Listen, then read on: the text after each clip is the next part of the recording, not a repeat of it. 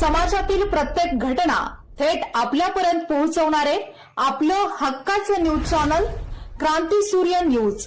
संपादक शशिकांत राजवंत.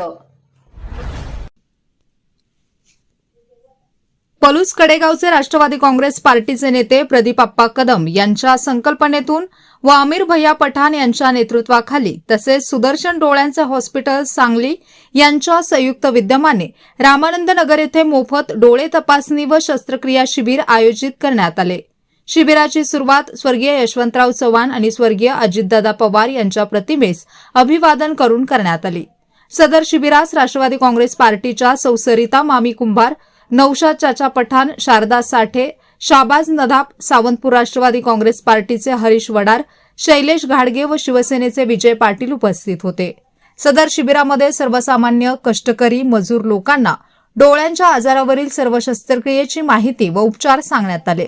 दरम्यान प्रदीप आप्पा कदम यांनी या शिबिरात सदिच्छा भेट दिली.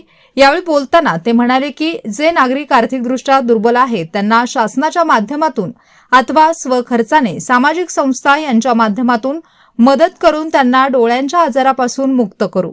तसेच प्रदीप आप्पांनी रामानंद नगर गावच्या मूलभूत गरजा व सोयी सुविधा तसेच गावाचे गेलेले वैभव परत आणण्यासाठी खंबीरपणे राष्ट्रवादी काँग्रेस पार्टीच्या आणि आमिर भैया पठाण यांच्याबरोबर राहण्याचे आवाहन नागरिकांना केले. शिबिर अत्यंत उत्साहात पार पडले. बहुसंख्य नागरिकांनी आपल्या डोळ्यांची तपासणी करून घेतली. सदर उपक्रमाचे रामानंद नगर आणि सावंतपूर परिसरामध्ये कौतुक होत आहे.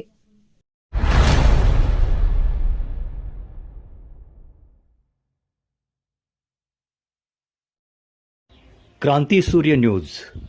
संपादक शशिकांत राजवंत. सबस्क्राईब करा.